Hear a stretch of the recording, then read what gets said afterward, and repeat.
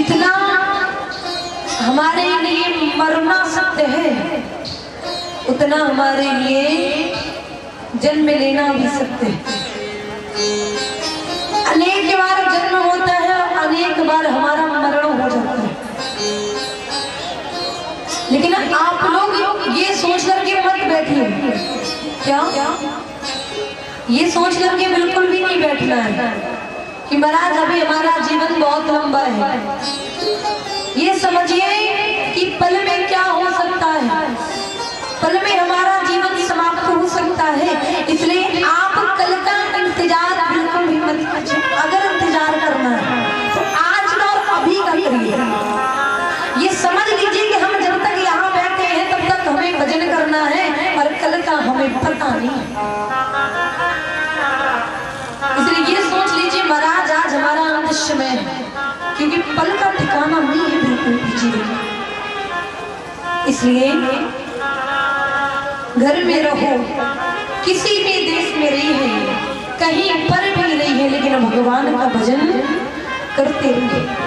किसी भी स्थिति में है, किसी भी देश में है,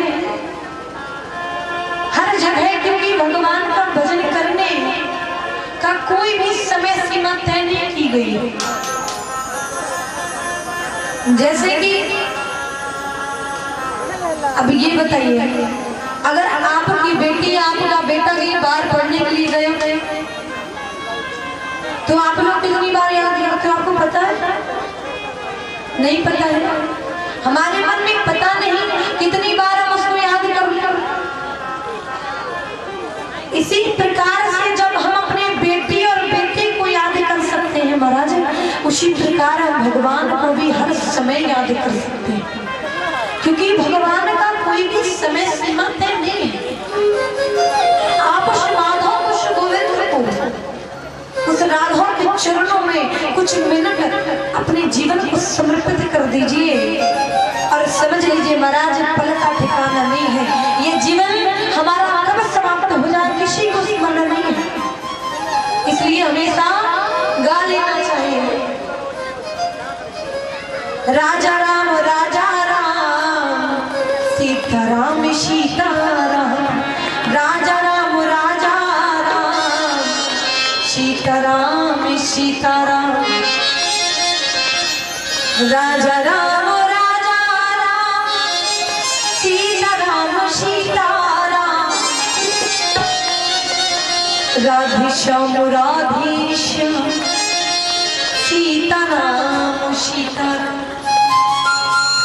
महाराज पल का ठिकाना नहीं है, इसलिए बिल्कुल भी विचार मत कीजिए महाराज आज ये कार्य करना है, कल वो कार्य करना है। जो करना है अभी कर लीजिए, क्योंकि श्वास का ठिकाना नहीं है, सांस हमारी कष्ट में जाए।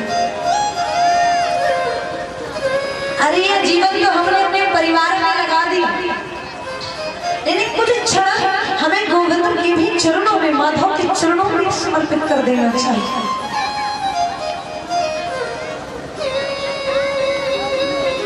क्योंकि भगवान कहते हैं कि जब जब भक्त मुझे पुकारता है तब तक मैं शीघ्रता से चला आता हूं। लेकिन भगवान को भक्त पुकारे तो सही, लेकिन भगवान को हम तभी पुकारेंगे जब हमारे जीवन में हम समझ लेंगे ये संसार, ये परिवार हमारा साथ देने वाला नहीं है। अगर किसी को साथ देना है, ये संसार आपका साथ छोड़ सकता है, लेकिन गोविंद ने अगर आपका एक हाथ, एक उंगली थाम ली तो जीवन में वो उंगली छोड़ने वाला नहीं। कहते हैं हमें दान करना चाहिए, क्योंकि कलयुग का चौथा चरण है दान देना। लेकिन एक भक्त ने प्रश्न कर दिया, महाराज ये बताइए कि दान देने से भगवान मिलते हैं? दान देने से भगवान मिलते हैं क्या? तो महाराज दान देने से भगवान नहीं मिलते हैं। दान देने से हमारे हाथ पवित्र हो जाते हैं, हमारा धन पवित्र हो जाता है। इसलिए हमें दान अवश्य करना चाहिए, और भगवान तो आपको तभी मिलेंगे जब आप भगवान का भजन करेंगे, कीर्तन करेंगे, भक्ति करेंगे, तभी भगवान आपको मिले, क्योंकि भगवान केवल प्रेम और भाव पक्ष है। क्योंकि ब्रज में हमेशा भक्त गाया करते हैं क्या कि अगर ठाकुर जी से मिलना है, श्री माधव जी से मिलना है, बिहारी से मिलना है, तो हमें राधा जी के शरण में जाना पड़ेगा। क्योंकि जो भगवान का हृदय है वो तो राधा जी है। अरे बिना हृदय के मानव जीवित नहीं रह सकता। अगर हमारा हृदय ना हो तो बताओ हम जीवित रहेंगे? नहीं रहेंगे ना। इसलिए भगवान का हृदय राधा जी है। इसलिए अगर ठाकुर जी से मिलना है तो राधा जी के शरण में जाना पड़ेगा। अरे भक्त गाया भी करते हैं क्या, किशोरी कुछ ऐसा इंतजाम हो जाए। क्या करते हैं? सभी प्रेम और भाव से गाएंगे। किशोरी कुछ ऐसा इंतजाम हो जाए, किशोरी कुछ ऐसा इंतजाम हो जाए, किशोरी कुछ ऐसा इंतजाम हो जाए।